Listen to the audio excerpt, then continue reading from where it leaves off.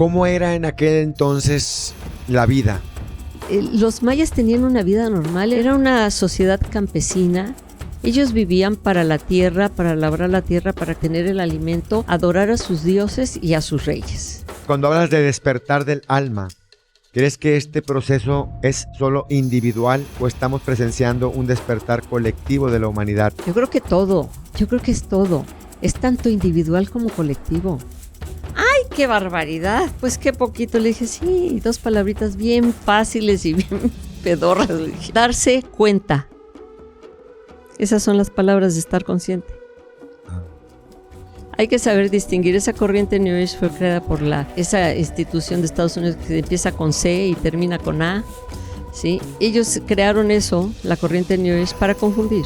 Insisto, para hablar más de lo positivo que de lo negativo, pero vale la pena porque lo negativo te lleva al otro. Pues es que la noche oscura todos lo tenemos en algún momento de la vida. ¿Y la tuya la podrías compartir aunque sea un poquito?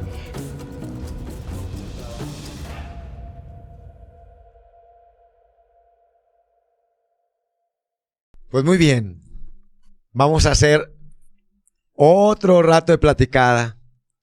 Yo imagino que esta entrevista sale después, o ahí veremos. Ahí se van acomodando. Sí, no te preocupes. Pero, pues me vas a platicar sin leerlo. La Reina Maya. El libro que te costó mucho trabajo sacar. Mucho. Pero por un tema personal. Sí. Mira, fue miedo. Tengo que reconocerlo, fue miedo. Pues sí. Ese libro surgió, mira, cuando yo recordé El Ojo de los Dioses, que fue, ya te platiqué que estuve con el terapeuta 5 años. 2 años de esos 5 años fue con mi familia y con todo este rollo. 2 años más fue para recordar El Ojo de los Dioses, porque íbamos en cada sesión, ahí íbamos capítulo por capítulo. Sí, entonces iba yo recordando cosas. Y llegó un momento en un capítulo que el abuelo me manda como emisario, como cuestión de gobierno, ¿no? Como política de gobierno, me mandan a llevarle unos regalos al señor de la Kamja. La Kamja es Palenque. Entonces me dice el abuelo, te voy a encomendar que lo hagas tú. Entonces yo ya era sacerdote en aquel entonces, voy a la Kamja y me voy dando cuenta de quien me recibe es Kambalam, un gran gobernante también, un gran guerrero. Y cuando yo lo veo a los ojos, lo identifico inmediatamente y me viene aquí a la mente que yo fui su mamá, que yo fui su madre en una vida anterior. O sea, yo morí cuando la vida de la Kamja e inmediatamente ya estaba el vientre preñado para que yo naciera. Porque en esa vida de la Kamja, el abuelo era un jovencito. Cuando yo lo conocí, era un jovencito de 20 años escasos, pero con un conocimiento y una sabiduría impresionante. Sí, y era amigo íntimo del rey Pacal. Entonces, yo cuando muero, en esa vida, yo tenía como 60 años, el abuelo también tenía como unos 60 y tantos años, pero ya estaba el vientre preñado para que yo naciera en Tikal. Y él fue ya no mi amigo ni nada, sino fue mi abuelo. Entonces, en esa vida del Ojo de los Dioses, él era un anciano. Entonces, siendo él un anciano, me manda a la Kamja. Y cuando yo llego, reconozco inmediatamente a ese hombre, porque ya era grande, Kambalam ya era un hombre de más de 50 años, lo reconozco como que había sido mi hijo. Entonces, me acuerdo que esa sesión que yo tuve con Guillermo, me quedó como muy grabada y le dije, ay, me gustaría indagar en esa vida. ¿Qué pasó ahí?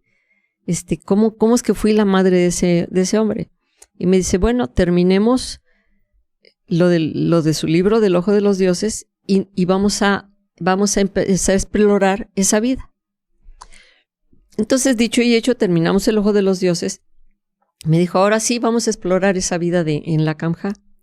Entonces me llevó a la vida y yo a grandes rasgos le platiqué que había sido la esposa del rey Pacal, que yo sé muy bien que eso va a causar mucha costra y mucha comezón, porque el rey Pacal obviamente es un ícono en México y sobre todo en la parte sur de México. que lo aman y lo adoran y aparte de todo fue un personajazo de Palenque.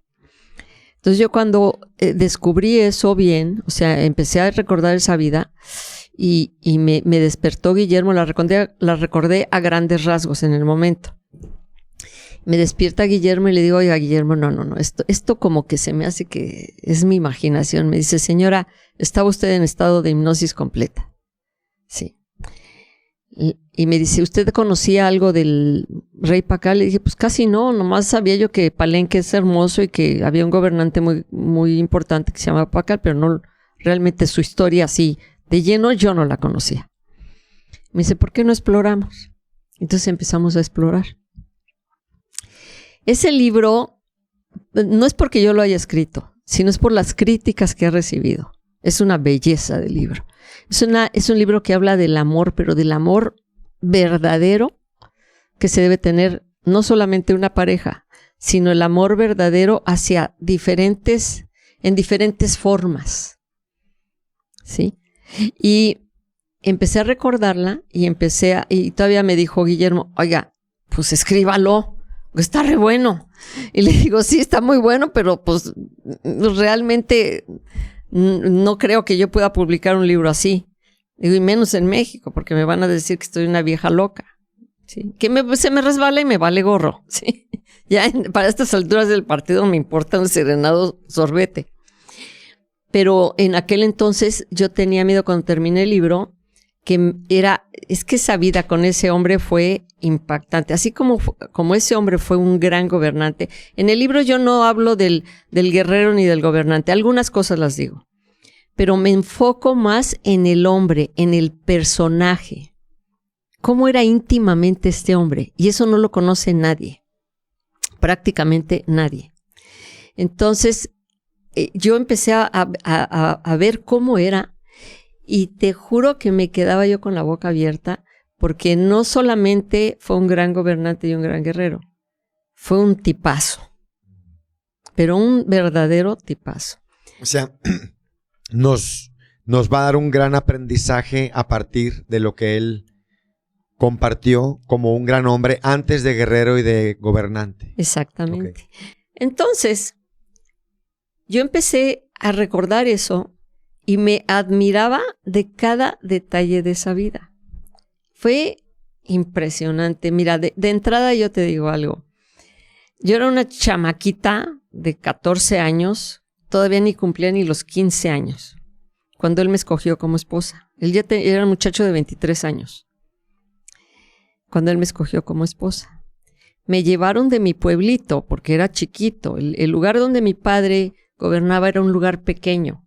Claro, veníamos de una dinastía bastante importante, pero el pueblito, el lugar era una comunidad pequeña.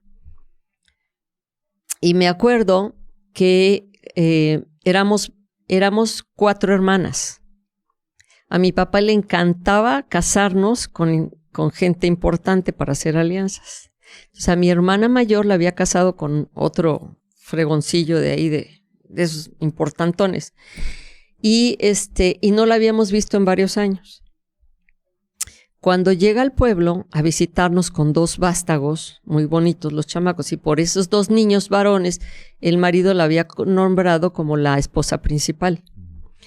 Llega allá a nuestra comunidad y todas las hermanas nos arremolinamos con ella y le empezamos a preguntar, ¿y cómo te va? Y qué, ya sabes, las preguntas, ¿no? ¿Y qué el marido qué? Y no sé qué.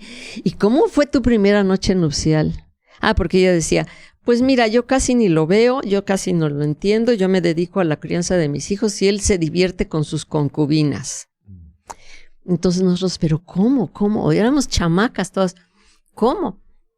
Y dice ella, pues es que pues yo casi no tengo trato con él, lo detesto.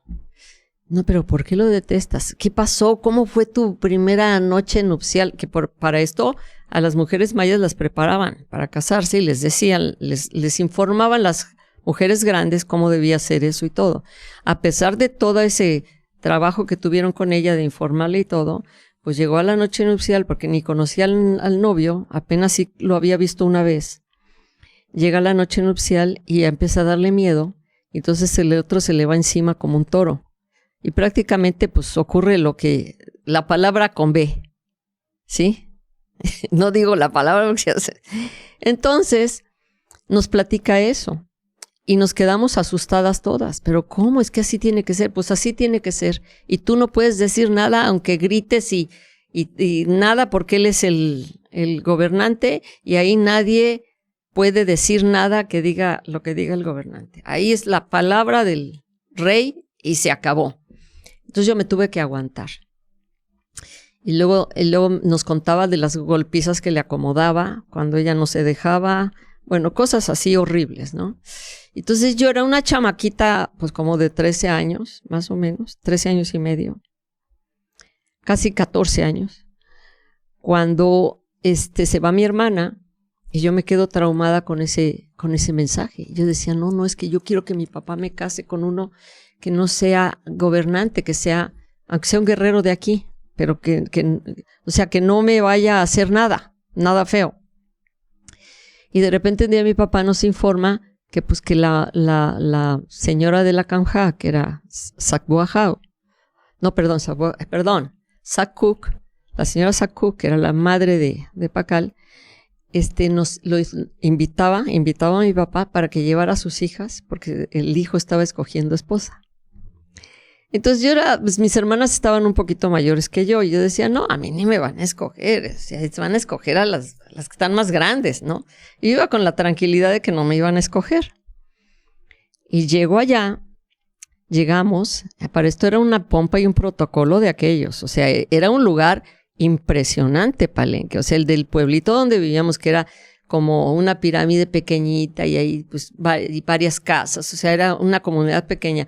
A llegar a Palenque y ver ese poderío, pues todos nos impactamos, ¿no? Mi papá no se impactó porque mi papá visitaba muy frecuentemente ese lugar, pero nosotros sí.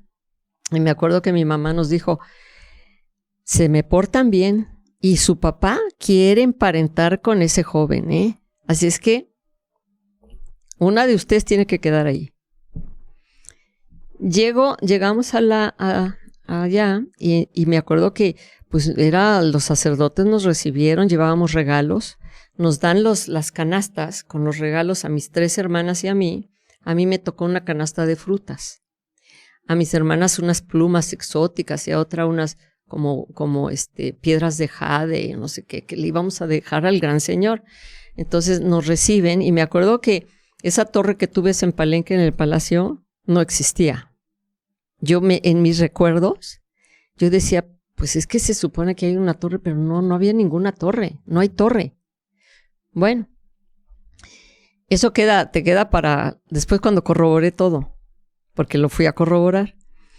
Entonces, llegamos y nos forman en fila. Yo como era la más chica, pues yo estaba atrás, pero muy arregladas, porque sí vamos impecablemente arregladas. Entran mis hermanas y el otro pues recibe los obsequios. Pero nos decían, ustedes no pueden levantar la cara, no pueden mirar a los ojos al gran señor. Ustedes con la cabeza así, abajo, y no lo pueden mirar porque es como una ofensa. Bueno, ahí estaba él sentado con la mamá y con el papá. Pasan mis hermanas y de repente siento, pero un calor aquí de una mirada. Ese calor de la mirada lo sentí cuando fui a Palenque, que lo describo en el tercer libro. Un calor de la mirada. Yo decía, yo como chiquilla decía, y la curiosidad me vence y levanto los ojos y lo miro y el otro se queda así. Paso y le entrego la canasta y entonces él me pide que levante la canasta. Y toma una fruta y se la empieza a comer. Entonces me voy a sentar a mi lugar y de repente él nos echaba ojitos, porque todo era un protocolo ahí, nos echaba ojitos, pero me veía a mí y entonces yo me escondía detrás de mis hermanas para que no me viera porque me daba miedo, porque era la más chiquilla. Y decía yo, ay, no se le vaya a ocurrir que me escoja, por favor, que no me escoja, que escoja una de mis hermanas, no, y me la escondía. Todo el tiempo me la escondía para que no me viera y el otro me echaba los ojitos. Y no. Total, nos devolvemos al pueblo y no pasa nada. Pasan 2-3 semanas y pues no No hay mensajes de que escogió una de las tres. E incluso ya decíamos, no, pues se me hace que ninguna le gustó y no nos escogió. Para comenzar, la mamá con una mirada de águila. No, esa mujer era lo que es Sacuc, la madre de Pacal, que era pues prácticamente la gobernante porque era la del linaje, el papá no, ella era la del linaje, pues estaba junto al hijo y era la que lo mangoneaba. Como que le había tenido preferencia por una de mis hermanas. Entonces yo decía, no, ella la mamá. Entonces yo decía, no, pues prefirió a mi hermana, a mí ni me pelaron, pues no va a hacer nada. Aunque el señor me veía, pero no va a hacer nada. De repente pasan como 3 semanas y me manda a llamar mi papá y me dice, hija, te tenemos la mejor noticia que hemos recibido en la vida. El gran señor de la Kamja te escogió como esposa. Y yo decía, no, era un lloradero, pero un lloradero. Y me acuerdo que yo tenía una sirvienta que era la que mi madre me había asignado para que me cuidara y ella me consolaba y me consolaba.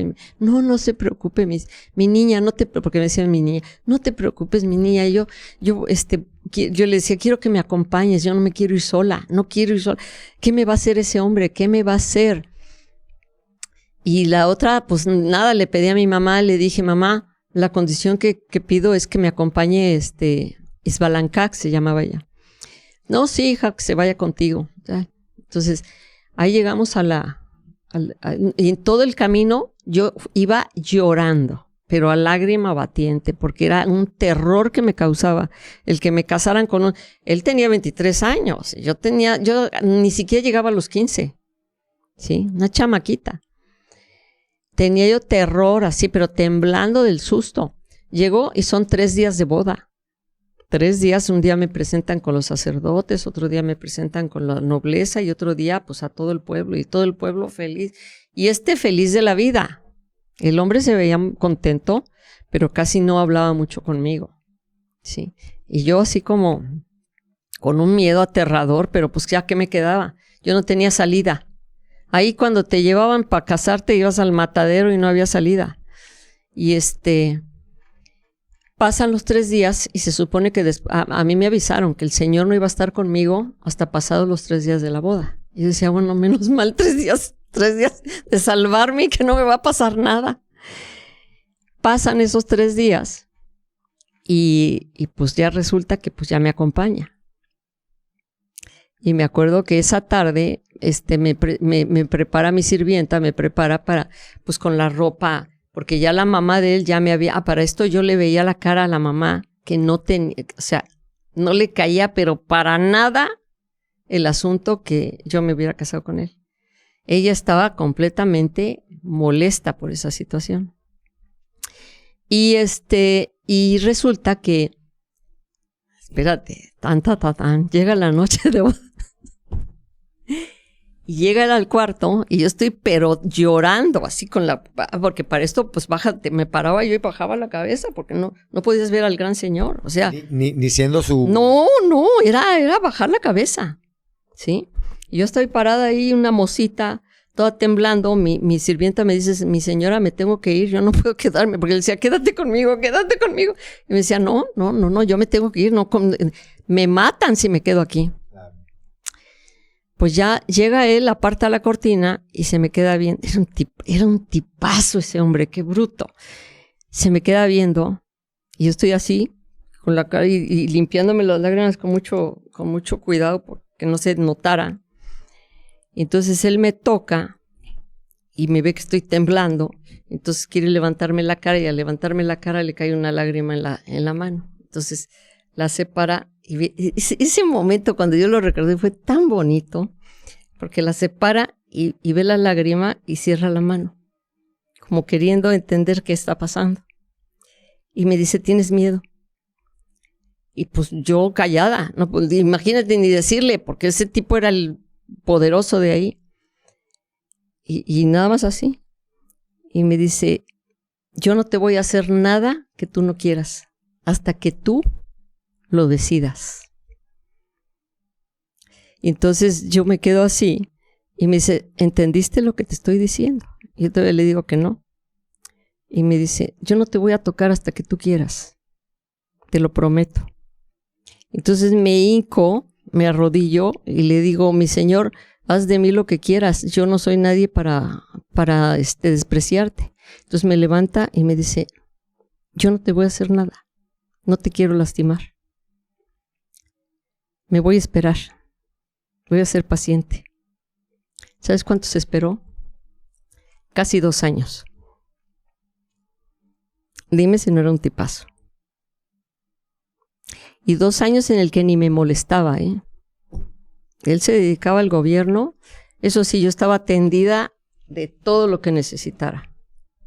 ¿Sí? Y quien era mi aliado y quien era mi compinche y el que le iba con los chismes de todo, era su papá. Él le pidió a su papá que me atendiera. Pero él se dedicó al gobierno con la mamá, porque la mamá era inseparable, la condenada vieja, era tremenda. ¿Y por qué el papá no era el que gobernaba? No, porque no tenía el linaje. El papá era, como me dijo Guillermo Bernal, que fue un gran arqueólogo y espigrafista que entrevisté, que estudió a Pacal cerca de casi 30 años, ya falleció desgraciadamente. Él me dijo que le llamaban un ajao de peso ligero, o sea que era un personaje que tenía cierta sangre noble, pero que no tenía esa potencia que tenía la mamá de él. La mamá de él era la que le heredó el poder y la sangre real a Pacal. Entonces era la que se sentía, y además era soberbia como ella sola, la Santa Señora. Era la que se sentía con el poder. El papá era así como que tú estás ahí nomás de adorno, pero tú no mandas. No, pues era el medio para tener a Pacal nada más. Exactamente. Oye, sí. Arrancamos con la historia directamente de la reina Maya, ¿no? La reina Maya. Ahorita vamos a hablar del libro más. Bueno, tú me vas a platicar del libro. Yo hice algunas preguntas. Ojalá los que estén viendo este episodio hayan visto el anterior. Ándale. Pero por si no, pues eres una escritora. Sí. A partir de haber hecho cientos de regresiones a vidas pasadas. Y como te dijo tu terapeuta, cada regresión, bueno, como yo digo que dijo tu terapeuta, porque no dijo así, pero cada regresión es como un pedacito de rompecabezas. Ándale. Y lo fuiste armando y ya con el rompecabezas salen estos libros tan maravillosos. Ahorita vamos a hablar de la reina Maya. Pero fíjate, hice unas preguntas para que conozcamos. Nada es casualidad. Así como aquí tú nos vas a compartir más de Pacal, pero no lo que conocemos de Pacal. Aquí yo te voy a preguntar de ti. Ah, pregúntame. Ese sí yo conozco muy bien. No lo dudo, espero. Dice, más allá de tus libros, ¿qué experiencia o experiencias de vida fueron el verdadero motor que te llevaron a este camino? ¿Cómo fue que arranca esto? ¿Qué fue lo que te llevó? Yo recuerdo habértelo platicado en la sesión anterior. Mira, yo desde pequeña siempre fui como... Mira, me choca que digan fui la oveja negra de la familia, porque hay unas ovejas negras que son de la patada. Pues sí, como todo. Hay ovejas negras más negras. Yo fui una hija diferente, eso sí te lo digo, desde muy chiquilla. Fui educada en una familia, en medio de una familia católica hasta el tuétano.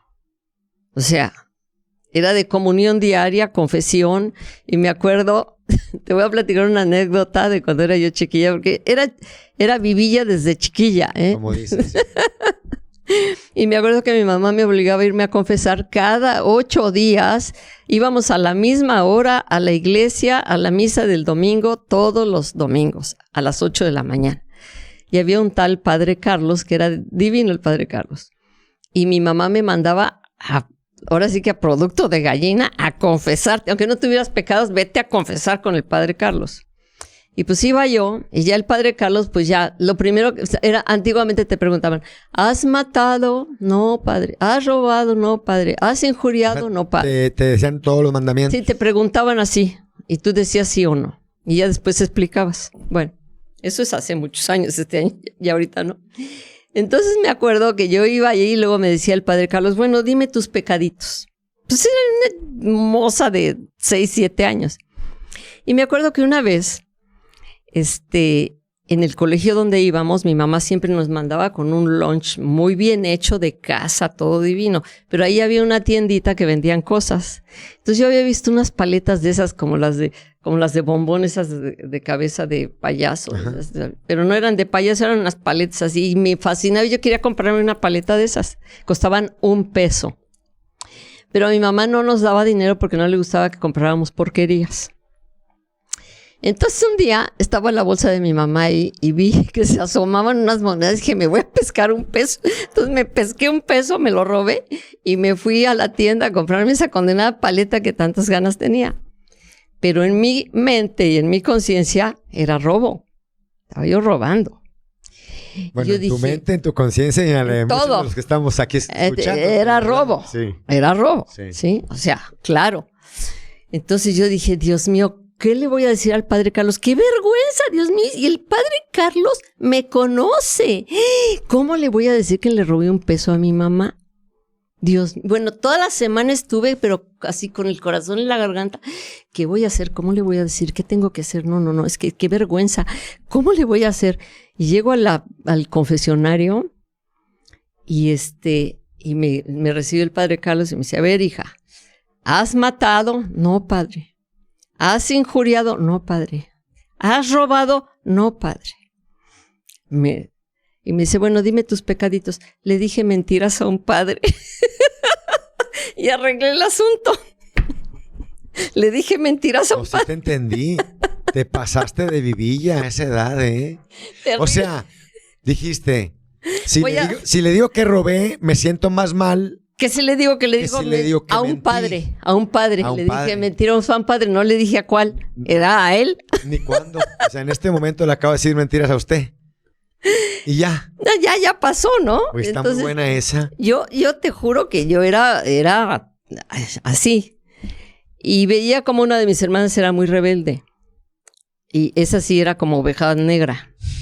Y yo la veía y decía, no, ¿qué te pasa? Yo no voy a ser como ella. Era metida en líos todo el tiempo, peleándose con mis papás, haciéndole la vida imposible a mis papás y a medio mundo. Yo no voy a ser así. Entonces, cada vez que mi mamá ordenaba algo, yo le decía, sí, mamá, sí. A todo le decía que sí, pero hacía lo que se me daba la gana. Entonces, pues fui una buena hija porque nunca tuve esos problemazos con los papás, pero pues yo siempre acababa haciendo lo que se me daba la gana. Entonces, cuando yo empecé con la curiosidad, porque para mí era mucha curiosidad todo esto. Desde niña yo me preguntaba muchas cosas, pero las monjas en el colegio donde estudiaba yo, pues no te atrevías a preguntar, porque si preguntabas era herejía. Casi estabas excomulgada de la iglesia. Entonces, pues tenía yo una cantidad de dudas impresionantes, pero no decía nada. Y esas dudas fueron muy, pues creciendo con el tiempo. A los años, yo me hice, siempre tenía amigas de mi edad, pero me gustaba más llevarme con gente más grande. Yo tenía una amiga divina que era mucho mayor que yo. Yo tenía 19 años, 18 años, y ella tenía como 40, pero era mi gran amiga la señora, muy buena gente. Y un día me habla y me dice, oye, Gracieta, va a venir un maestro chamán a dar unas clasecitas a mi casa. ¿Quieres venir? Y yo nomás soy maestro chamán y de Chiapas. Dije, sí voy. Y pues, ¿cómo le digo a mi madre? Pues nada, pues que me iba yo al gimnasio. Como yo siempre fui muy de hacer ejercicio, todo me iba a hacer ejercicio. Entonces, esos eran, me acuerdo perfecto que eran los miércoles en la tarde, las clases con el maestro Adam. Era un viejito divino, que llegaba con su camisita toda raída, muy puesto, pero con una sabiduría que pa' qué te cuento, ¿sí? Y me acuerdo que éramos 3 pelados ahí nada más estudiando con él. Eran 2 señoras más, mi amiga y yo. Nos sentábamos en la sala y él nos enseñaba cosas maravillosas, que me abrió un panorama impresionante y cambió muchísimo mis ideas. Pero eran cosas tan lógicas y tan bonitas que yo el primer temazcal lo viví con él, ¿sí? Y fue un temazcal padrísimo y me acuerdo que era un personaje súper especial porque nos explicó todo lo que era entrar en el vientre de la madre en el temazcal, todo lo que significaba eso, una cosa preciosa. Y un día me acuerdo que nos hizo hacer un ejercicio muy interesante, nos llevó un sábado, me acuerdo que nos llevó al campo. Y entonces nos decía, a ver, pónganse a llorar. No, pues ¿cómo vamos a llorar? No, pues no tenemos ganas. ¿Cómo de que no? Pónganse a llorar. Acuérdense de algo feo. Entonces, una de ellas empezaba a acordarse de algo feo y empezaba, no, sí, es que... Y todo mundo, todas así como epidemia, empezamos a llorar. Decía, bueno, ya ahorita ya lloraron, ya se desahogaron. Ahora ríanse. Entonces nos ponía, y a ver, digan un chiste, ríanse, hagan algo. Entonces nos ponía a reír a carcajadas y era un ejercicio así como que muy padre, ¿no? Porque como para saber los sentimientos, lo que sientes cuando estás llorando y lo que sientes cuando estás riendo. Y me acuerdo que esa vez se venía un aguacerazo, pero de miedo, así impresionante. Siempre allá en Puebla, cuando vienen las nubes de la Malinche, es porque viene un aguacero de miedo, porque viene de Veracruz esa agua.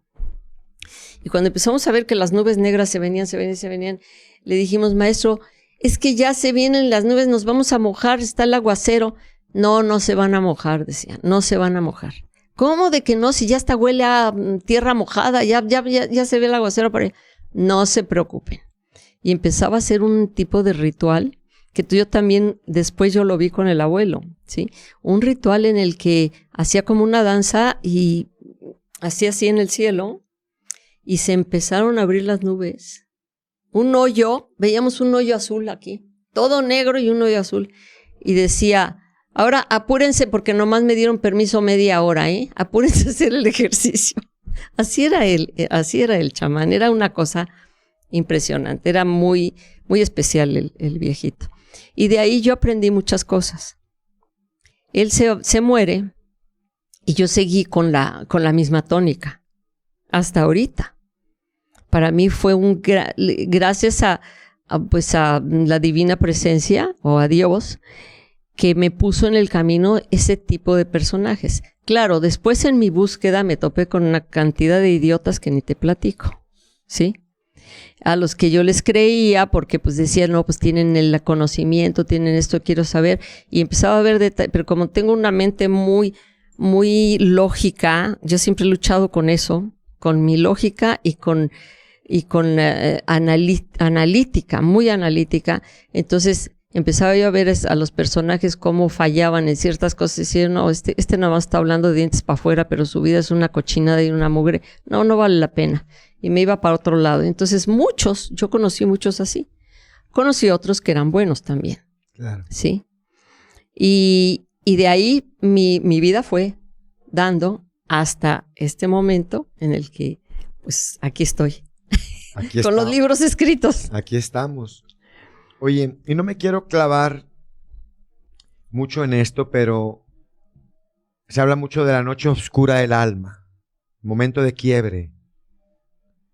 Insisto, para hablar más de lo positivo que de lo negativo, pero vale la pena porque lo negativo te lleva al otro. Pues es que la noche oscura todos lo tenemos en algún momento de la vida. ¿Y la tuya la podrías compartir aunque sea un poquito o no?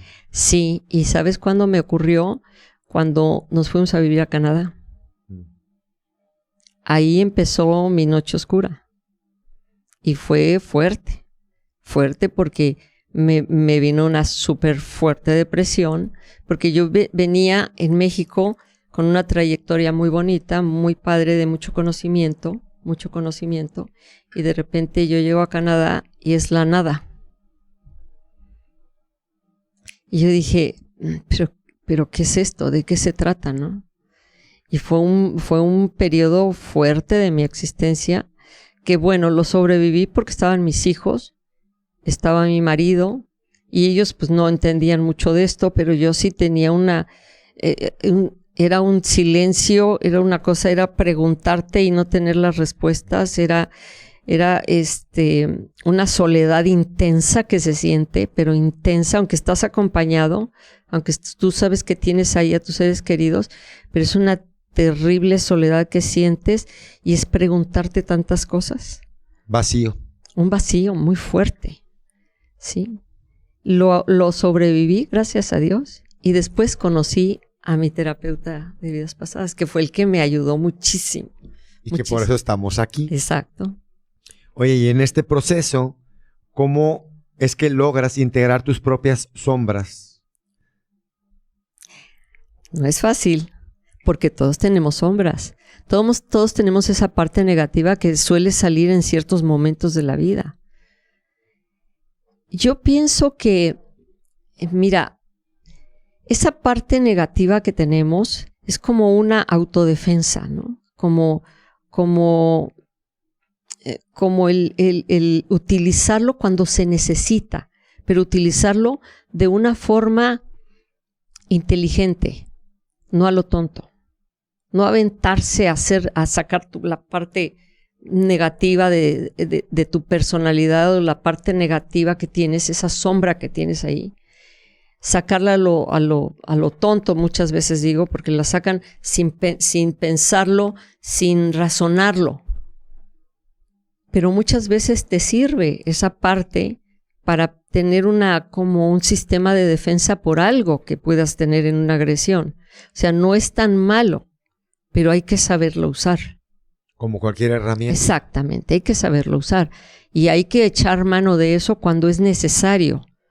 Sí, porque como una vez una amiga mía me decía, es que yo no soy una persona mala, pero la parte más fea de mí va a salir en un momento dado en el que yo vea que alguien esté agrediendo, podríamos decir sexualmente, a mi hija. Ahí va a salir lo peor de mí. ¿Por qué? Porque voy a defender a mi criatura, ¿no? Una niña. Claro. Entonces yo a veces yo como que llegó el momento en que no la entendí, pero después la entendí. Dije, sí, es una forma quizás inteligente de sacar esa parte oscura que tienes, ¿no? Claro. Pero no la vas a sacar nada más a lo tonto, ¿no? O porque estás enojado, porque estás rabioso con alguien y ahí vas a hacer algo terrible. No, lo vas a sacar como un instinto de conservación, tal vez. Uh-huh.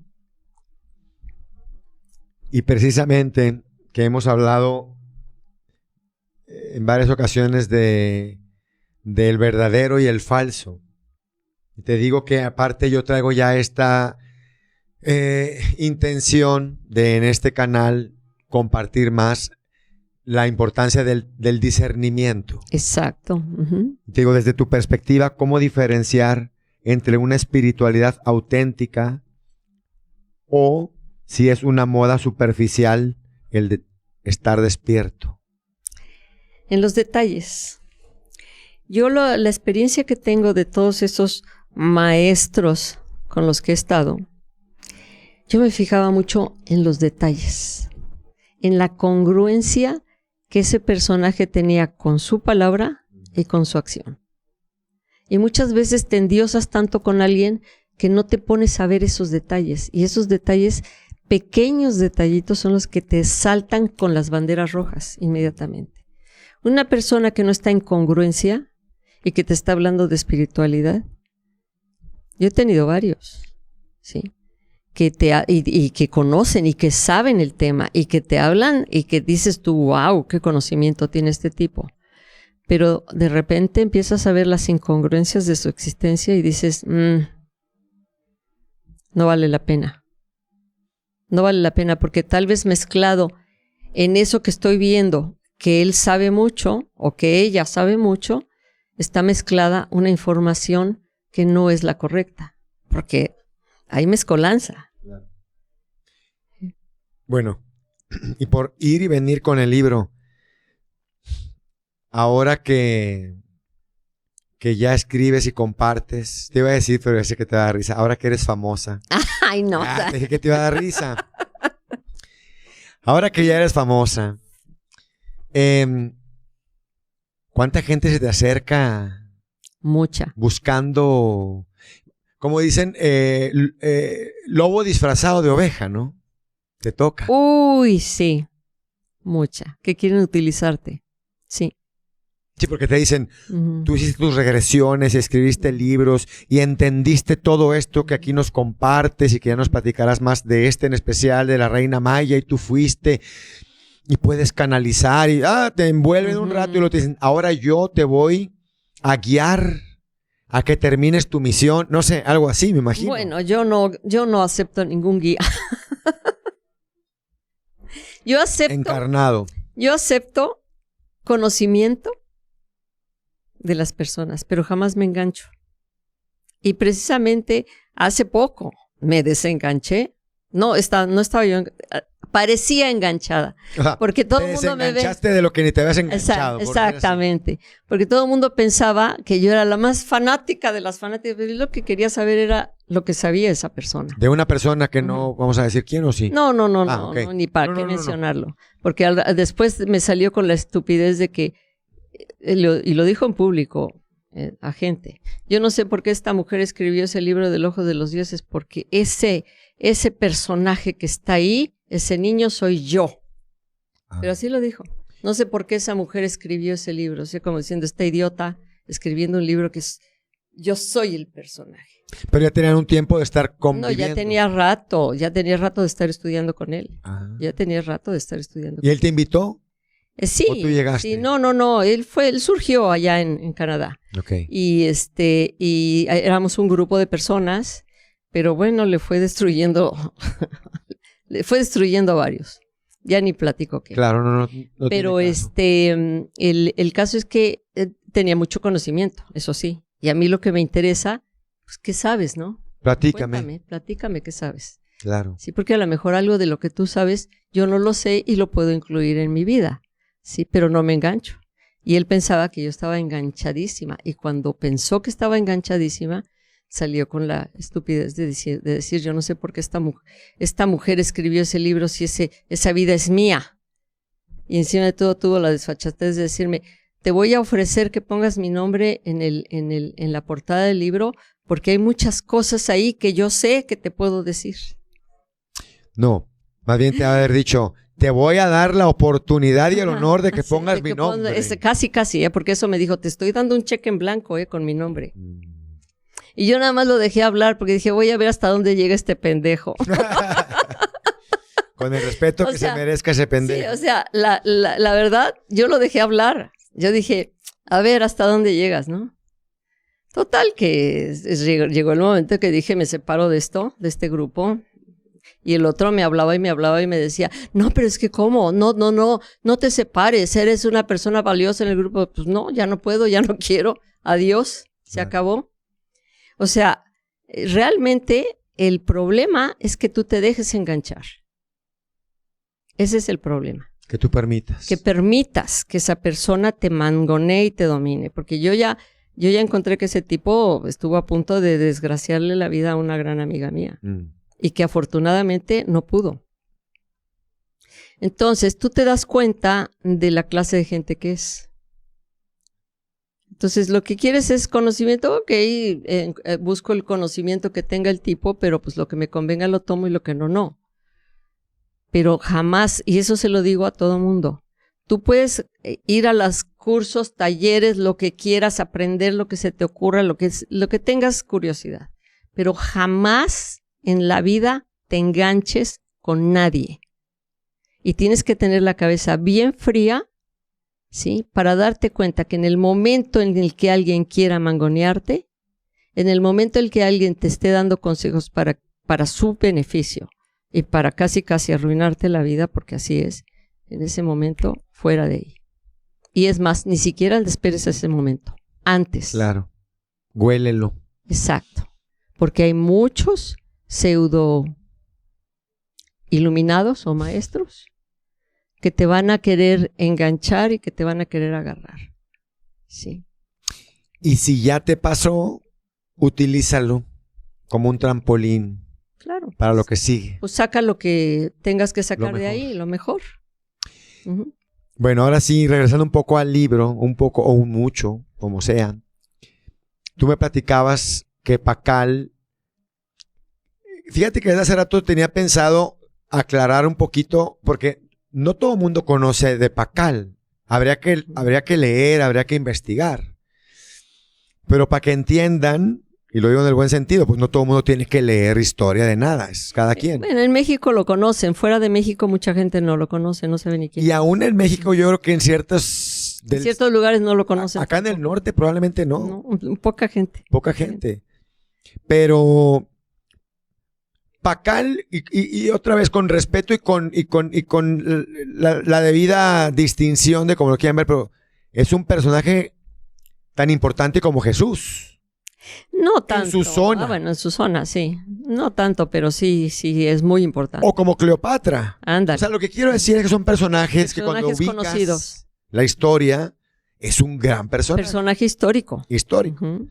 Lo que quiero decir es que aquí, y lo voy a decir para que te rías otra vez más, en donde tú te recuerdas como la esposa de Pakal, uh-huh, sería como recordarte, pues casi que Alejandro Magno cuando estuvo con Cleopatra. Ándale, exacto. O María Magdalena cuando estuvo con Jesús. Algo así. Por eso es que te costó tanto trabajo sacar este libro. Sí, no, lo guardé desde 2000, lo terminé en 2011, sí, hasta ahorita. El año pasado solamente lo saqué. Pero, aprovechando que ya lo hiciste, pues ahora sí que compártenos esa experiencia tan hermosa al lado de un gran ser. No nomás un gran gobernante ni un gran guerrero, sino un sabio. ¿O qué? Era un personajazo. Ahora, también hay una cosa. Ahorita con la New Age, le han puesto cada moño a Pakal que yo nada más lo oigo y digo, ay, por favor. Bueno, yo no recuerdo eso, pero en fin. Porque casi lo han ascendido casi a un ser que vino de otro planeta, vino acá y luego se fue y no sé cuántas cosas. A lo mejor estoy confundido, ya se me hacen bolas tantos invitados y libros y demás, pero... La tumba de Pakal que tiene es el astronauta famoso que dicen. No, y una nave, ¿no? Uh-huh, una nave. Hay una nave allá en la Riviera Maya, allá abajo, o en Yucatán, no sé si es en Riviera Maya. Un monumento, una estatua, que dicen es en donde llegó Pakal. Sí, ¿verdad? Pues Pakal llegó de su mamá. La señora Sakuk. Bueno, pero nació de su madre. Pero sí está también esta corriente New Age, ¿no? Que dicen que Pakal llegó en la nave. Es que es la corriente New Age. Ese es el problema. Hay que saber distinguir. Esa corriente New Age fue creada por esa institución de Estados Unidos que empieza con C y termina con A. ¿Sí? Ellos crearon eso, la corriente New Age, para confundir. Porque obviamente estaba empezando una corriente de sabiduría y conocimiento muy importante. Dijeron, no, espérense. Vamos a meterles aquí, pues puyazos aquí con cosas de sabiduría, pero también con mentiras. Entonces de ahí surge mucho la corriente New Age y de ahí surge lo de Pakal. Pero lo que yo recordé es clásico y auténtico lo que estoy escribiendo ahí, ¿sí? Que había una conexión, sí la había. Pero él que fuera un astronauta y que viniera de allá y que se fue y que regresó y que no sé cuántos, pues no es tan claro eso. Pero bueno, compártenos. No inventen cuentos. ¿Cómo era? Bueno, fíjate que, pues ya te digo, era un personaje tan respetuoso que yo llegué a adorarlo. Yo lo veía prácticamente como un dios. Sí. Respetó tu cuerpo 2 años. Menos de 2 años, como año 16. Y medio, pero hasta que él, más bien no hasta que él, hasta que yo me di cuenta que lo amaba, pero con una profundidad impresionante. Que lo admirabas. Y lo admiraba. Y en ese momento, y él esperó hasta que se lo expresara.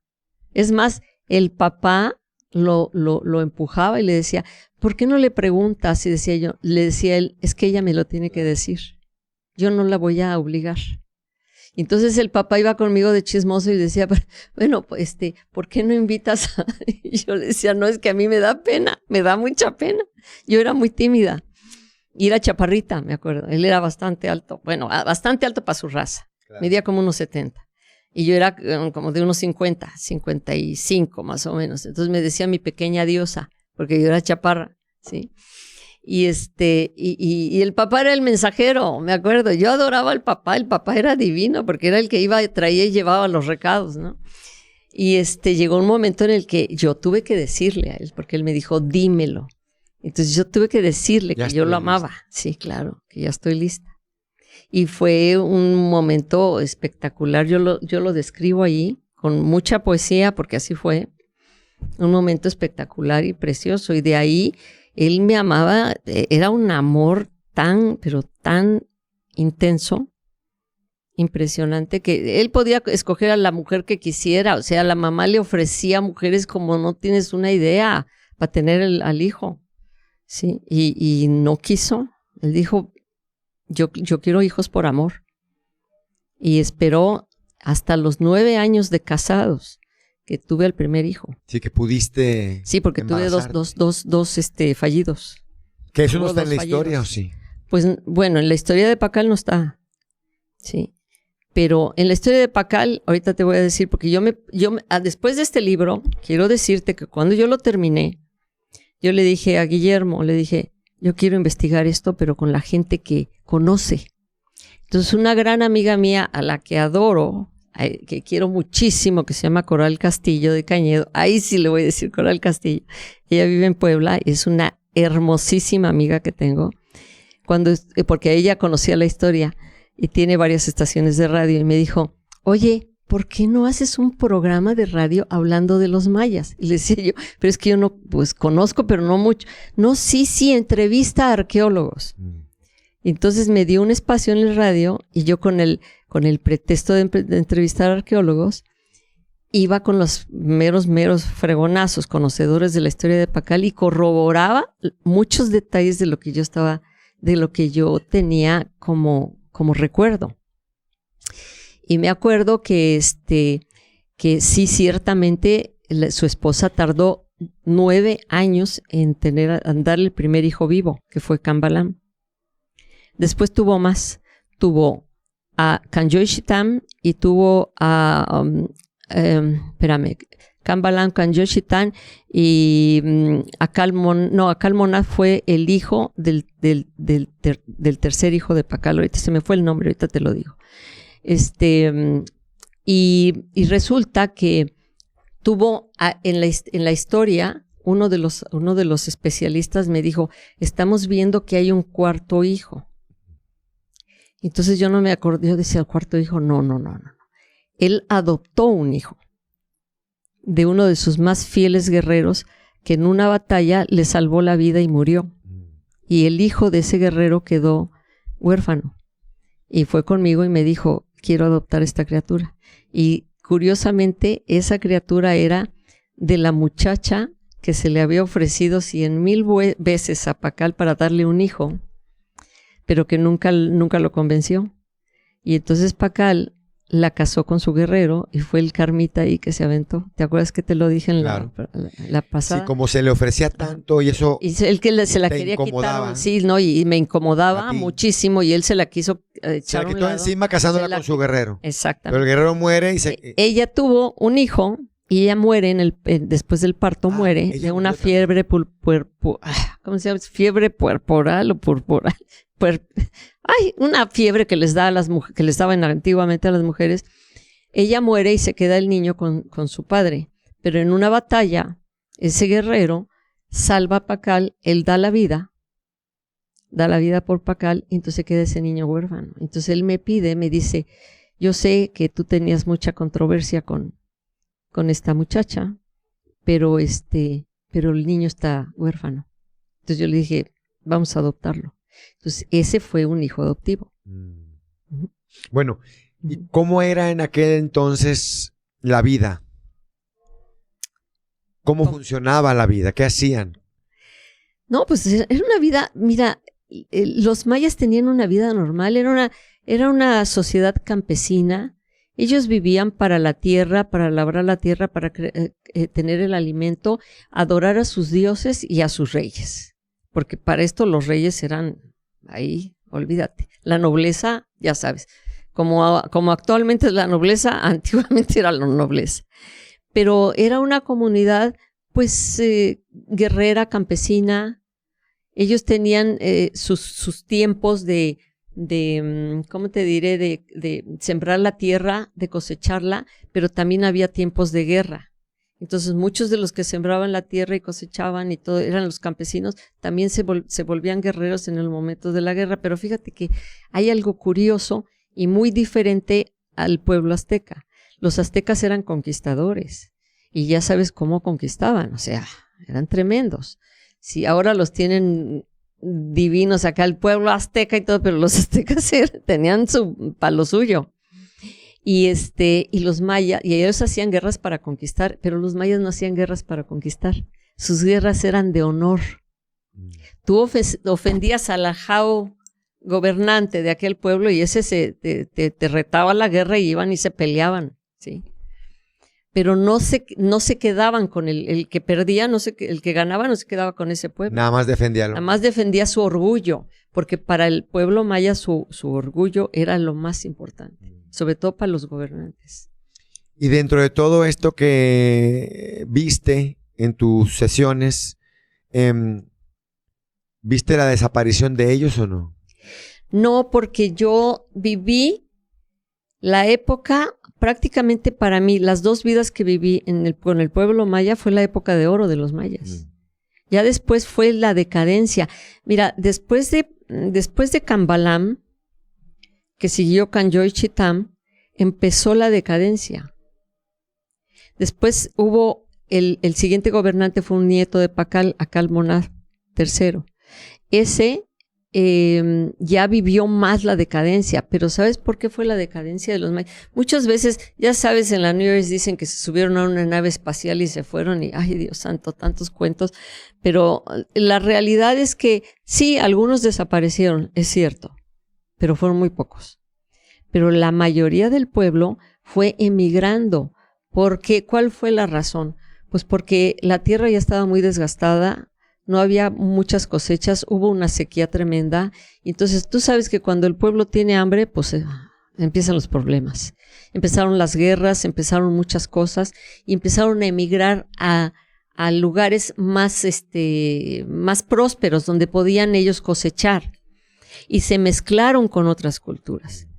Sí, y retomaron ciudades como, por ejemplo, Chichén Itzá, porque Chichén Itzá también fue abandonada algún tiempo, pero luego regresaron a esos lugares. Y ya eran los nuevos mayas, pero ya había una mezcla ahí.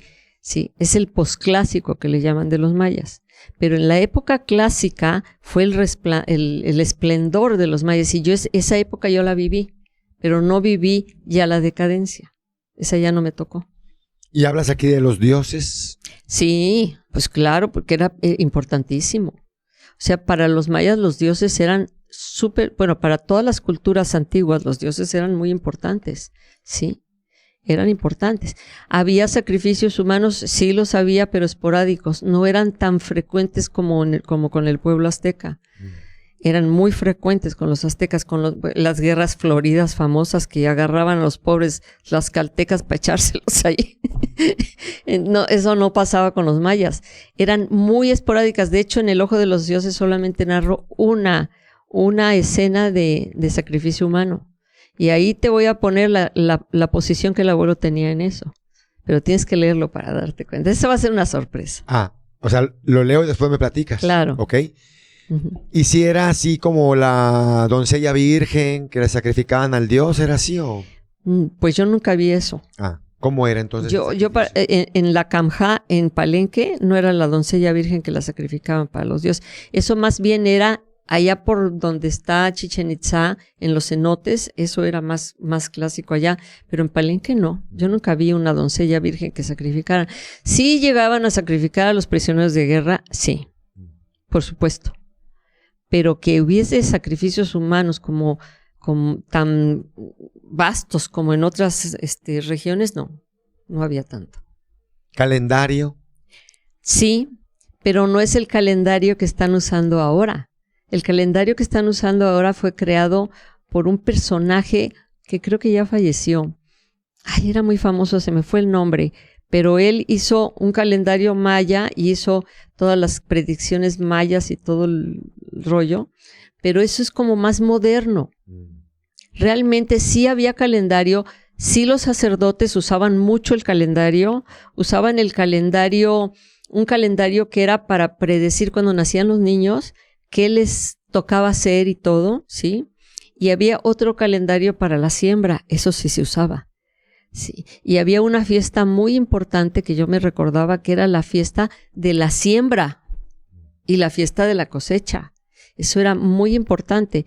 Y esa fiesta de la siembra se efectuaba precisamente en marzo, en el equinoccio de primavera, cuando el sol estaba en el cenit y no se veía la sombra de los templos. Era el momento exacto en donde se tenía que hacer la ceremonia de la siembra. Y hacían, ahí describo en el libro de la Reina Maya cómo Pacal hacía una ceremonia muy especial en la siembra, pero sí había autosacrificio, ¿eh?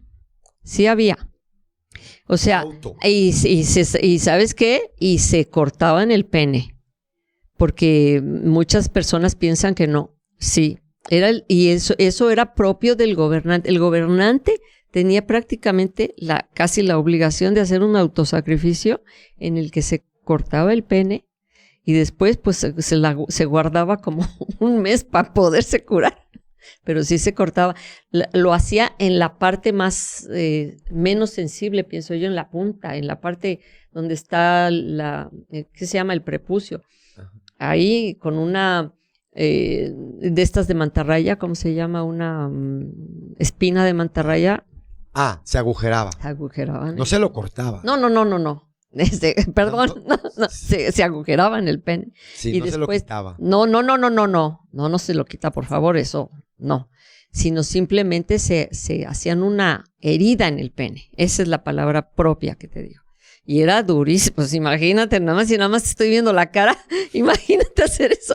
Pero las mujeres cuando tenían un hijo, ¿qué crees? Se perforaban la lengua y de esa sangre la recopilaban, tanto la sangre del pene como la sangre de la lengua la recopilaban en hojas de papel amate, de esas de madera, y la quemaban para los dioses. Sí, porque yo lo del pene lo había leído o escuchado o lo que sea, hasta en una ceremonia y bajo este estado de trance, sí, estado alterado de conciencia. Tienen que estar en ese estado. De alguna infusión. Sí, pero en el ojo de los dioses, cuando me tocó a mí hacerlo, que me nombraron sacerdote, lo tuve que hacer a valor mexicano porque el abuelo no me permitía utilizar ¿cómo se llama? Sustancias psicotrópicas, bueno, plantas sagradas, de poder. No. Él me decía que no. Entonces era fuerte la cosa. Pero en el caso de Pacal, sí, él usaba las plantas sagradas. Sí, usaba. Sí, claro que las usaba. ¿Cuál o cuáles? Fíjate que no, eso no lo recordé. Nunca recordé pero era algo, eran plantas que le daban, era un bebistrajo que le daban. Y entonces entraba en trance. ¿Para comunicarse o qué? Sí, era el propio de los sacerdotes. Los sacerdotes eran los que se encargaban de hacer eso. Sí. Para comunicarse se abría un canal y se comunicaban con los dioses. Con la divinidad o con los dioses. Recuérdame cuáles eran los dioses importantes. Había muchos. Uno de los muy importantes era Yum-Cax, que era el dios del maíz. Otro era espérame. Es que ya se me fueron los nombres de todos los dioses. Eran varios, ahí los tengo. La diosa Luna, también, Ixchel. Era Yum-Cax, el creador. Ahorita me los pusiste aquí al momento, y ahí en el ojo de los dioses, ahí los tengo todos escritos. Ya. Sí, pero eran varios, son varios dioses, no es uno, eran varios. Y a cada deidad tenía una diferente trabajo o adjudicación, podríamos decir. Ipsaná era el dios creador, ¿sí? También tenía el dios del viento, ¿cómo se llamaba? Ay, espérate, se me fue el nombre, pero también era el dios del viento, era muy importante. Y es más, fíjate, lo curioso de la vida, si tú ves en Palenque todas esas cresterías que hay como de filigrana, tenían un objetivo. Pasaba el viento ahí y silbaba. Era muy bonito. Era un sonido precioso. Y otra cosa que era increíblemente maravillosa que yo recordaba eran los amaneceres llenos de bruma. Bajaba la bruma. Sí, y era donde me escondía para irme a una cascada a bañarme a escondidas de la suegra, que la suegra era terrible. Y cuando me descubrió Pacal, bueno, ya ni les digo, pues estoy ventaneando el libro. Léanlo.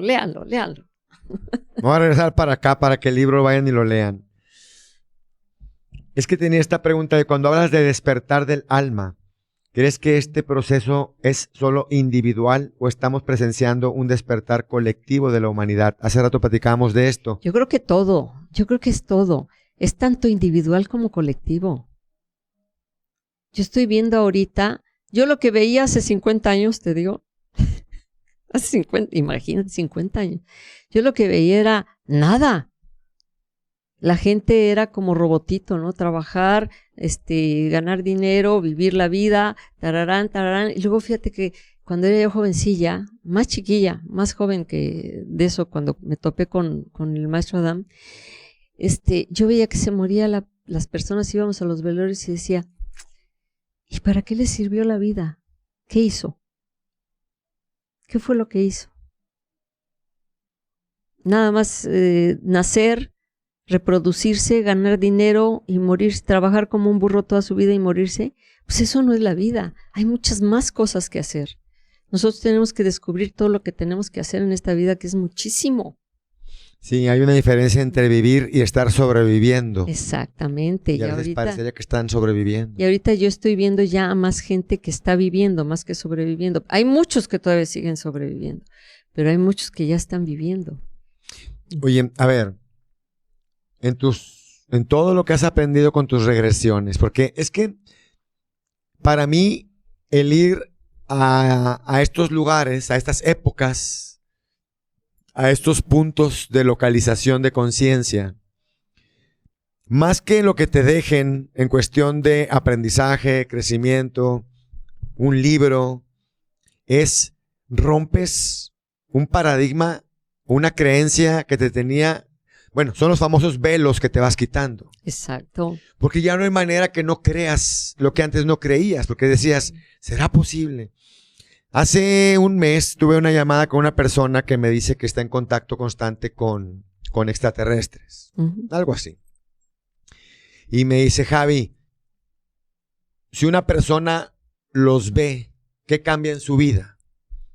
Y luego mira, por lo pronto, haces posible lo que antes creías imposible. Y de ahí se abre un panorama muy distinto. Y así es esto, vas quitándote los velos, rompiendo creencias, haciendo posible lo imposible. Entonces, insisto, más allá de lo que te haya servido, que ahorita hablamos de lo que te ha servido en tu vida práctica y de escribir libros y de ser famosa, más allá de eso, más allá de eso, ¿crees posible lo que antes era imposible? Yo creo posible lo que antes era, claro que lo creo. Entonces a lo que voy es, desde esta nueva creencia tan amplia, hablábamos de las personas que están en esta rueda eterna de sobrevivencia. Como los hámster. Como hámster. Estas personas vienen con esta misma conciencia, pero no la han despertado, o son avatares que están por ahí rellenando, porque ahora hasta tienen un nombre, los NPCs. ¿Has escuchado de eso? Sí. NPCs, bueno, tú sabes inglés. Hablas inglés porque estás en Canadá, me imagino, pero... No, lo hablo horrible. Bueno, pero entendiste... Dicen mis hijos que mi inglés es muy nopal. Muy nopal. Y les digo, sí, pues sí, porque yo vengo del nopal. Nopanglish. Todos los yo vengo del nopal, así bueno, es que... a lo que voy es, ¿será que todas estas personas que están ahí y que los ves, a veces hago el chiste y lo digo con mucho respeto, pero esa persona que está barriendo la tierra a la misma hora todos los días, ¿qué es lo que has visto en todo esto que has visto acerca de esas personas que rellenan? Pues fíjate que ahorita está como muy de moda eso, ¿no? Que muchos son seres sin alma y que nada más están aquí rellenando. Yo, la verdad, yo pienso que todos somos hijos de Dios. Y no creo que si hay seres sin alma, pues estarán en un proceso de desarrollar el alma. Entonces tenemos que respetarlos porque están en su proceso. Esa es la realidad.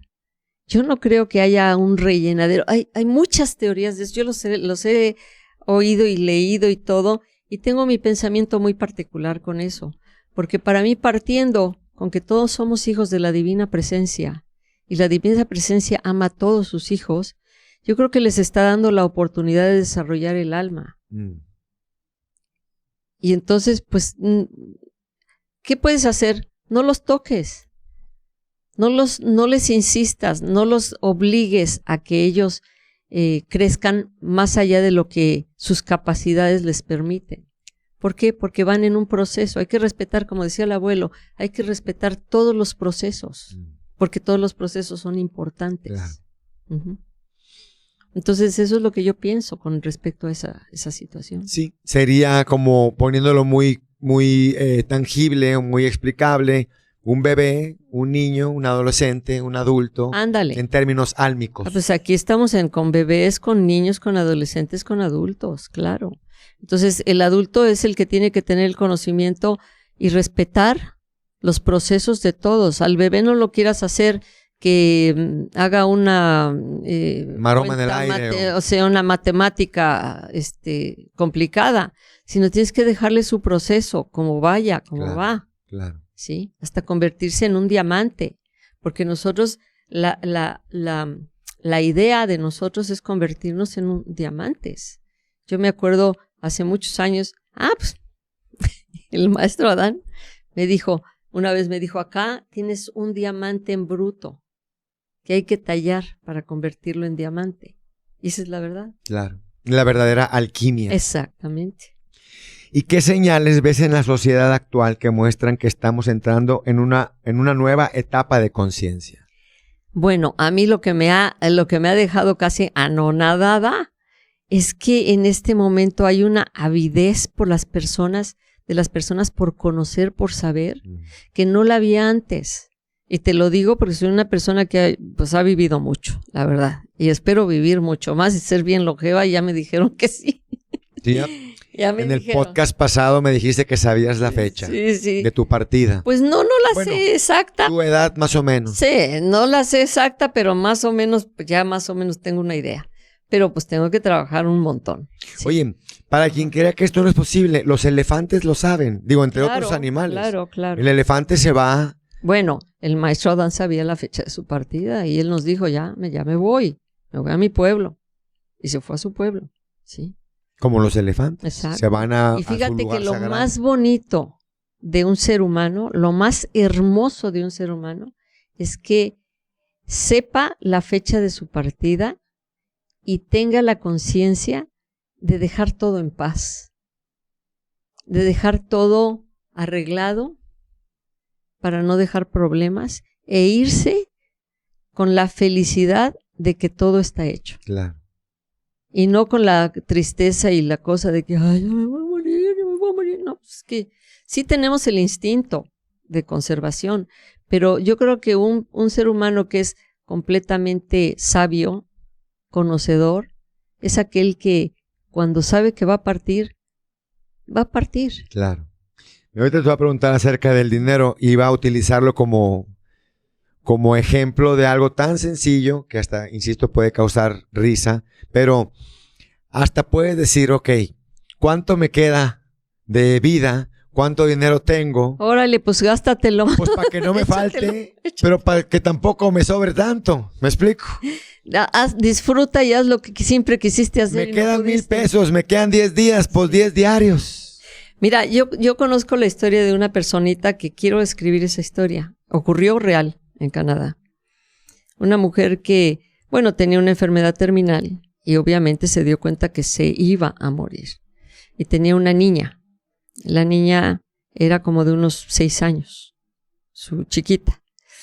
Y tenía una mamá, pero era una mamá completamente tóxica. Y ella dijo, yo no quiero que mi hija se quede con esa abuela tan tóxica. Entonces lo que hizo, y lo arregló todo con una perfección y con una minuciosidad, puso anuncios en varias comunidades que estaba buscando unos padres para su hija. Y eligió, o sea, no creas que fue de los primeros que llegaron, sino los entrevistaba y de en medio de la enfermedad y la gravedad y todo lo que tenía, los entrevistaba y veía, estos valen la pena. Hizo un pequeño grupo de los que valían la pena y de ahí fue depurando hasta que encontró justo la familia adecuada para su hija. Cuando ya estaba en la cosa más grave, dejó que la niña se fuera con esos padres, ella viva todavía, para ver si la niña se adaptaba a esa ¿Cómo familia. reaccionaba? Sí. Le dejó la herencia de la casa que ella había comprado a la niña con un fideicomiso, no sé cómo le llamen, para que cuando sea adulta la reciba y todo lo demás.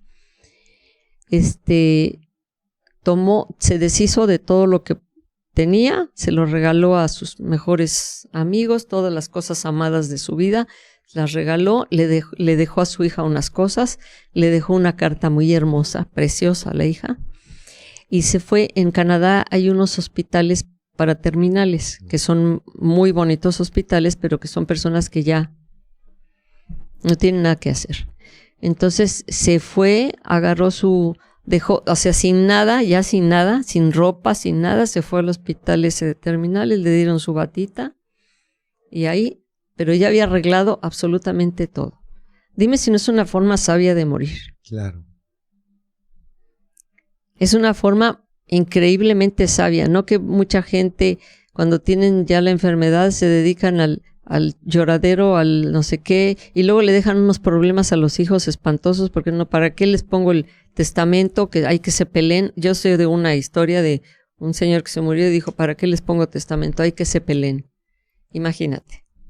Sí, en vez de ponerse a hacer la labor, se ponen a sufrir. Exactamente, y yo creo que tomar la muerte, mira, la muerte nunca es fácil, pero tomarla de una manera sabia y tranquila, te vas contento porque además te vas a tu casa. Bueno, tú ya has estado en ese lugar, que no es un lugar, pero vamos a llamarle lugar, a donde nos vamos cuando morimos. Sí. En cada una de tus... Muchísimas vidas. Muchísimas veces. Sí. O sea, tú estás bastante lista para ir porque ya fuiste muchas veces ahí. Muchas veces recordé eso. O sea, yo no le tengo ni tantito miedo a la muerte, pero sí sé que tengo que hacer mucho trabajo aquí y tengo que hacerlo porque ya me regañó el abuelo y me dijo, te comprometiste y tienes que hacerlo. Y estando ahí, ¿qué? ¿Ves pasar el tiempo que no hay tiempo? No sientes nada, pues pero si piensas o si sabes que existe. Yo lo que recordaba era llegar ahí, bueno, cuando me perdí, pues era que te absorbe el túnel y te dicen, ¿sabes qué? Mira, hiciste esto y tienes que arreglar esto y te vas. Uh-huh. Ajá. Y así casi la vida y tú nada más dices sí y punto, y firmas el contrato y regresas, ¿no? Pero cuando no es así, es que es un lugar tan apacible. Yo creo que incluso es el lugar ideal para cada persona. Tú llegas al lugar ideal para ti. Yo llego al lugar ideal para mí. No para todos es el mismo espacio. Yo eso ya llegué a la conclusión. Sí. Si tú crees que es un espacio maravilloso, donde es un jardín con flores o un lugar lindo, no sé, tú llegas a ese espacio donde te vas a sentir muy bien. Y lo más importante, en ese nivel, cuando llegas a ese nivel, tú decides si quieres venir, que es lo más bonito. Yo decido si quiero ir, pero si no quiero venir acá, pues igual me voy a otro planeta. Así literal. Pues ¿por qué no? Imagínate, como yo ya he dicho muchas veces, este universo, porque hay muchos, dicen que hay 7, pero pues el abuelo me ha dicho que hay más. En este universo, ¿cuántas galaxias hay? Millones. O sea, con el famoso James Webb se han descubierto millones de galaxias. O sea, galaxias es un conjunto de millones de soles. ¿Cuántos te gustan que están habitados? Debe haber una cantidad ahí, debe haber un condominio ahí, es impresionante, de diferentes tipos de vidas, de diferentes tipos de experiencias, de diferentes tipos de niveles, de todo. ¿Y por qué todo el tiempo estás aquí metido? Habiendo todo eso allá arriba. ¿Por qué estás aquí encerrado? Entonces yo pienso que si ya te liberas de una forma sabia y correcta, te dan a elegir y dices, bueno, pues yo ya no quiero ir a la Tierra, ahora me quiero ir a Sirio, a ver qué hay allá. Sí, a tal planeta me voy. ¿Por qué no? Bueno. A mí alguien una vez me dijo, es que aquí en la Tierra, sabes, las creencias rígidas, es que aquí en la Tierra es donde aprendes y no sé qué. ¿Y por qué no en otro lugar? O sea, yo puedo aprender donde sea. Es como si me voy, ahorita estoy en una escuela aquí, pero ya no me gusta esta escuela, ya no quiero, pues me voy a la otra, elijo tal escuela porque ahí la enseñanza es diferente y quiero aprender. Claro. Lo mismo. Sí, pero quien diga que aquí es tal y cual, pues es que está limitado. Está amarrado. Sus creencias lo tienen así. Y dice, hoy muchos buscan llenar vacíos con éxito, dinero o reconocimiento. ¿Por qué sentimos tanto vacío incluso cuando lo tenemos todo? Partiendo de todas las vidas, experiencias que has vivenciado en tus regresiones. ¿Qué pasa? ¿Por qué repetimos esta historia idéntica? Porque el alma no despierta. Cuando el alma no despierta, te basas nada más en el hecho de ser exitoso, de brillar, de que todo el mundo te conozca, de tener dinero, ¿sí? Y por esa razón muchas veces se cometen errores tan garrafales y tan terribles que te vuelven a atar aquí y tienes unos karmas tremendos. Las personas que están buscando tener dinero por la mala, que ya sabes quiénes son, que ni te digo quiénes, pero aquí abundan. Esas personas no tienen una conciencia, muchos de ellos pues igual y hasta están encarnados demonios ahí porque son capaces de hacer cosas tan horribles, pero muchas personas de esas, el alma pues está como estaba la mía cuando aquel entonces está enchapopotada completamente. Entonces está escondida a tal grado que lo único que ven es lo que está afuera. Y yo lo que quiero es éxito, dinero y buena vida. Y no me importa tumbar a quien sea con tal de conseguir lo que quiero. Sí, bueno, hazlo, pero te vas a enchapopotar más. ¿No sería mejor? Sí, quiero tener dinero porque quiero vivir bien, quiero que me vaya bien, ¿sí? Como decía mi padre, el dinero es mi sirviente. Entonces, yo cuando lo llame, aquí está para mí, pero no es mi Dios, ni tampoco voy a vivir exclusivamente para eso. Hay muchas otras cosas que alimentan tu alma. Hay cosas que son gratis que alimentan tu alma. Yo te voy a invitar a que vayas a Vancouver, estar cordialmente invitada. Te voy a llevar a un tour de los lagos, las montañas, los ríos, que es gratis y que alimentan tu alma, ¿sí? Y que te hacen pensar en la maravilla que es la madre tierra, con unos paisajes que dices tú de calendario, Dios mío, impresionantes, divinos. ¿Y qué? ¿Y eso es gratis? Sí, yo fui a Vancouver hace mucho, pero con otro personaje. Pues está hermoso. Sí. Sí, te acepto la invitación, después voy. Ah, pues invitadísimo, cordialmente. Ya tenemos una lista de cosas que vamos a hacer. Hay que ponerle bien orden. Aprendizajes profundos que has descubierto en esas experiencias y que podrían transformar nuestra comprensión de quiénes somos. Mira, los aprendizajes profundos están implícitos en el tercer libro porque esos aprendizajes marcaron mi vida impresionantemente. ¿Sí? Yo he aprendido con todos los seres con los que he vivido en mi vida, en mi existencia, he aprendido. Sí, y he aprendido muchas cosas, algunos a aprender a defenderme de esa gente y otros a seguir su ejemplo. Sí, entonces aprendizajes profundos en esta vida, muchos aprendizajes profundos. No, y a partir de tus regresiones. Y a partir de las regresiones, olvídate. Y aparte de todo, entre más yo ¿cómo te diré? He difundido todo esto, ha aparecido en mi vida gente que digo, no manches. Yo soy bien mal habladota, pero aquí he estado muy decente, ¿eh? Me di cuenta desde la entrevista con Nayo. Sí, no, con Nayo. Ay, es que, no, Ahí sí, es que ahí- el Nayo me dio Ahí sí puerta está. abierta Pi, para... pi, pi, pi. Me dio puerta abierta y yo dije, no, pues vamos, ándale, a darle.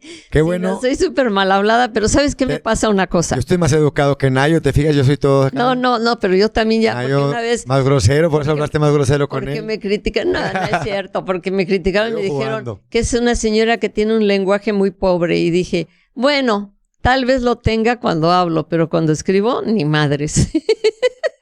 Ni madres. Sí. Pero te digo una cosa, con mis cuates y con mucha gente, soy bastante mal hablada, soy muy buena para contar chistes, pero cuando tú no me oigas decir una mala palabra, es que estoy enojada. Porque eso lo aprendí de mi padre. Mi padre era súper mal hablado, era de Veracruz. Entonces, ahí las picardías salen bien bonito. Entonces, cuando no decía ninguna picardía, decíamos, ¿estás enojado, papá? Porque él decía que cuando se enoja uno, si está uno diciendo malas palabras, está uno ofendiendo. Y el chiste no es ofender, sino el chiste es divertirse, Claro. hablando con malas palabras. Claro. Entonces, cuando estás enojado, tú cuando me ves, no, ahorita no estoy enojada porque no he dicho ni una, No. pero cuando estoy enojada jamás, y es más, con mi marido, cuando en las peleas más, porque todo el mundo se pelea, en las peleas más agrias que teníamos, la consigna era jamás decirnos una mala palabra. Nunca. Y sí, los dos hablábamos como carreteros, ¿verdad? Pero nunca decíamos una mala palabra. Claro. O sea, a mí me encantan los chistes. O sea, a mí me encanta utilizarlas en los chistes. porque Ándale, yo en le los meten chistes el no, sabor. yo en los chistes digo El unas pic- picardiotas tremendas. Lo picoso. Últimas cuantas preguntitas para irnos a descansar. Para quienes no creen en las vidas pasadas o en la regresión o en la Mucha gente, reencarnación, mucha gente. ¿Qué sentido psicológico o simbólico puede tener revivir memorias que no parecen de esta vida? O sea, Sí, ¿qué sentido puede tener eso, hacer ese trabajo? Bueno, primero que nada, mucha gente me ha dicho, y mucha gente, cuando tú tienes un podcast y eso, te empiezan con que en la Biblia Dios dice no sé qué, pero ¿quién te dice si no fue la Biblia fracturada por todos lados y cambiada y de todo, verdad? en mis clips, Ujú, los que más agresivos se ponen sí. son los que se justifican con en la Biblia Con la dice Biblia, que. por eso, Yo digo, sí. nadie echó carrilla, nadie echó Oye, hate más que tú. Pero si, O más que ustedes. te voy a decir una cosa, Nadie. si ellos están metidos en eso, ¿para qué ven esto?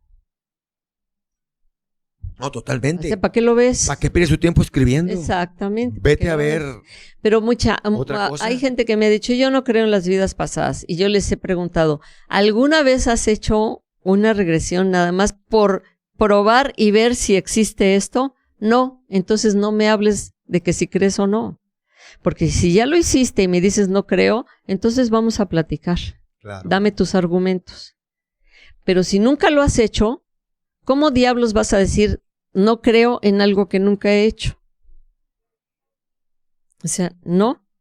Ahora, ¿cuál es el argumento que yo utilizo para decirles que esto funciona? Pues que vean mi cambio, Mm. lo que yo he cambiado, lo que yo he hecho en mi vida, lo que yo he experimentado. Yo soy un ejemplo viviente de todo esto. Y para mí ha sido magnífico, pero el secreto es la constancia.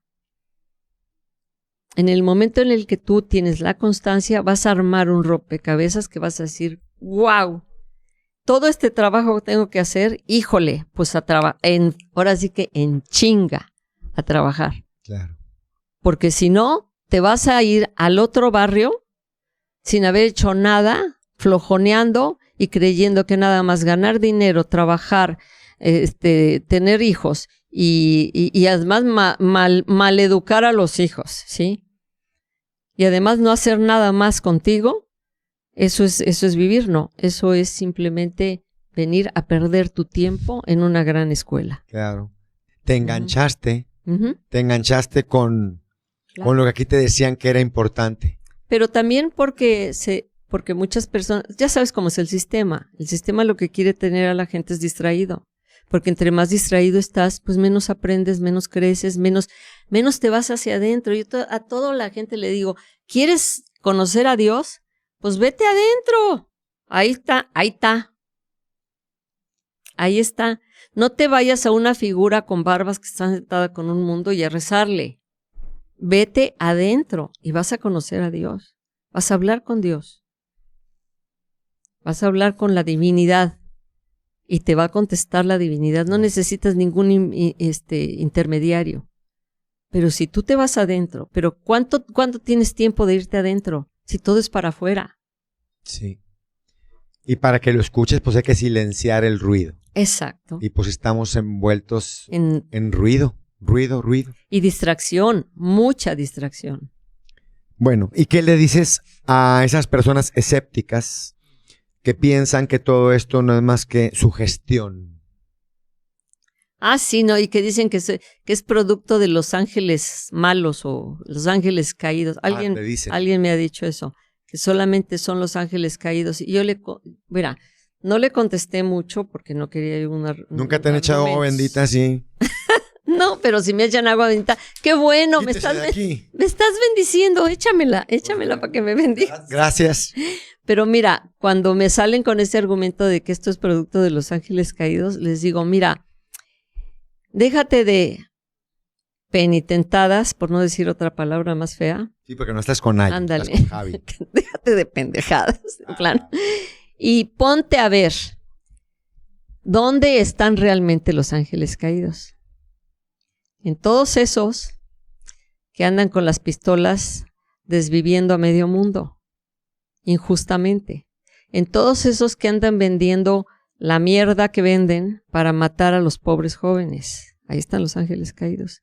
En todos esos que llegan a las aldeas ahí en África y ultiman a todos porque tienen una creencia diferente a las que estos infelices tienen. Los ángeles caídos están en todos esos que provocan guerras y matan por todos lados. Por oro o por petróleo. Por lo que sea. Por territorio. Ángeles que tú ni te imaginas cuántos ángeles caídos hay en el poder. Pero no me vengas con la marihuanada de que el recuerdo de esto viene producto de los ángeles caídos. Porque la realidad la tienes enfrente con toda esa maldad de la que estamos rodeados y ahí están. Y ahí están. Entonces, hay que crear conciencia para que esa maldad de la que estamos rodeados empiece a pensar y a darse cuenta que si siguen así, ¿qué creen? ¿Que esto aquí se acaba ya? Esto está apuntado en el libro de tu vida. Y todo, como dije en el tercer libro, hasta la más mínima tontería que hagas, no por ignorancia, no porque ignoras las leyes no se cumplen, ¿sí? Entonces, hasta la más mínima tontería que hagas va a tener un resultado para ti. Si no es en esta vida, en otras. Entonces, no me salgas con que estás sufriendo en otra vida y estás viviendo una bola de tragedias y desgracias, porque a ver qué diablos anduviste haciendo ahí atrás. O sea, todo esto tiene una repercusión.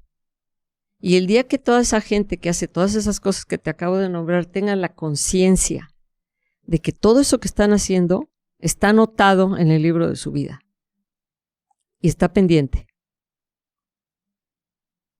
Ahí se las dejo para que lo piensen. Así es la cosa. Vámonos. Porque te iba a decir mensaje final, pues qué más mensaje final que ese. Exacto. ¿No? O sea, hay que, mira, estar consciente. Fíjate que una vez me preguntó una persona así como muy retadora, ¿y tú cómo defines estar consciente? Y le dije, con 2 palabritas. ¡Ay, qué barbaridad! Pues qué poquito. Le dije, sí, 2 palabritas bien fáciles y bien pedorras. Le dije, darse cuenta. Esas son las palabras de estar consciente. Cuando tú estás consciente, te das cuenta. Y si te das cuenta, pues caes precisamente en la cuenta de lo que tienes que hacer. Darse cuenta. Eso es todo. Estar consciente es darte cuenta. Y ya. Ya. Así de fácil. Es como las palabritas del abuelo. El amor y el respeto. Y cuando yo te digo que le dije al abuelo, oye, abuelo, enséñame más cosas. Me dice, ¿para qué? Vas a profundizar en las palabras del amor y el respeto. Eso es lo que tienes que profundizar. Y ser un ejemplo con esas palabras. Y tienes razón. Yo pensé que ibas a decir 2 palabras, amor y respeto, pero en este caso era darse cuenta. Darse cuenta. Claro. Al darte cuenta de las cosas, tú entras en conciencia. Y te conviertes en amor y respeto. Claro, por supuesto. ¿Cómo habrías de no amar o respetar a aquello otro que a final de cuentas eres tú mismo? Claro, y aparte de todo, todos estamos ligados, todos somos uno mismo. Somos hermanos en este mundo. Aunque nos veamos feo y ahí ya me vio feo esa vieja, y ya me vio feo ese tipo, y ahí yo odio a este tipo. Y todos somos hermanos. Y entonces cuando por eso yo hablo de la hermandad. No es porque seamos una secta ni mucho menos, sino porque allá en Mandú todos teníamos la conciencia de que éramos hermanos. ¿Ves? Quien no sepa qué es Mandú, lean su libro o vayan a ver el otro podcast. El otro podcast, ahí van a saber qué es. Lo que más les plazca. Pues muchísimas gracias. Gracias a ti. Muchísimas gracietas, gracias. Muchísimas gracias, Gracieta. ¿Sabes que mi nombre me lo puso mi abuelo? Bueno, de hecho, oficial es Graciela porque una señora burra que escribió en el registro civil, cuando le dijo a mi mamá, se llama Gracieta, puso Graciela y le dijo a mi mamá, no, es que no escribe así. Es lo mismo. Uh-huh. Pero mi abuelo me puso Gracieta y me lo puso porque ahora sí que la virgen patrona de su pueblo en Italia era la Virgen de la Gracia. Y decía que Gracieta significaba gracia chiquita. Entonces, ese es mi nombre. Pues muchas gracias, Gracieta. Nos seguimos en contacto. Gracias a ti por invitarme. Fue un verdadero placer, un honor y un gusto estar aquí contigo y con tu audiencia, que eres un amor de persona. Igualmente. Estoy muy contenta. Conectamos bien padre. Estoy muy contenta de haberte conocido. Yo también. Y me quedé serio, me quedé poco emotivo, porque literal, como ya nos estamos despidiendo, como que tengo aquí, me fui a la mente, me salí del corazón y me fui a la mente la lista de cosas que antes de que nos despidamos o antes de que te subas al carro y que a lo mejor mañana se complica, pero si no nos mandamos WhatsApp. Aquí Sí. tienes tu casa. No, pues tú también allá en Vancouver. Luego te visito. Allá te llevo un tour, nada más que te voy a recomendar, vete en verano. Okay. O primavera todavía Que no aguanta. haga tanto frío. Mira, es que en invierno anochece a las 4 de la tarde y amanece a las 8 de la mañana, entonces no haces nada. Sí. Y aparte el hielo negro es horrible. Entonces, mejor el verano es espectacular. Y la naturaleza ya es... Te voy a enseñar a hablar con los árboles y te van a contestar. Literal. Literal, yo hablo con los árboles. No, pero literal me vas a enseñar a mí. Te voy a enseñar.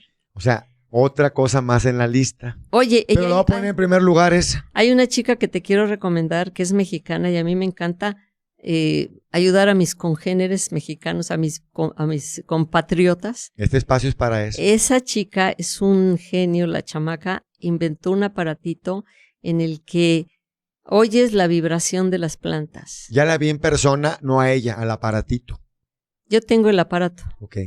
Ya me llegó aquí ¿Y me quiere decir el nombre de la persona de una vez aquí o no? Se llama Xochitl Cruz. Ok. Entrevístala. ¿Y vive en dónde? Aquí en Querétaro. Ah, bueno.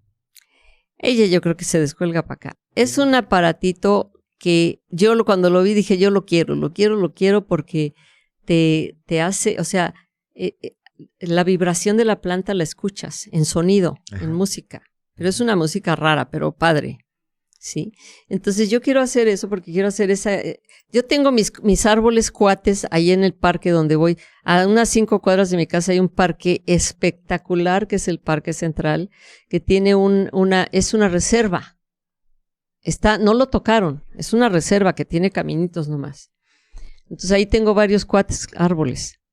Y un día, en un invierno, que me fui a caminar, que pude ir porque pues, con el pinchurriento frío ese, me fui a caminar al parque y vi que estaban todos los árboles pelones, pero los pinos siguen verdes, preciosos, pero todos pelones, todos los demás, y cuando los tratas de hablar con ellos están dormidos, no te contestan, están dormidos. Entonces me acerqué al pino, que es mi cuate, y le dije, oye, ¿por qué ellos están dormidos y ustedes no? Y me dice, ¿y quién crees que va a limpiar el aire en el mundo mientras estos duermen? ¿Quién haciendo crees? su labor. Haciendo su trabajo. Entonces te voy a enseñar a que hables con los árboles. Bueno, ya quedó igual, grabado. Luego les platico cómo me fue. Ándale. Órale. Vamos a hablarles en Nopanglish a los pinos canadienses. No, yo les hablo en español. Bueno, yo también entonces. Con el pensamiento. Muchísimas gracias. Gracias a todos. Bye. Bye bye. Mando un beso. Bye.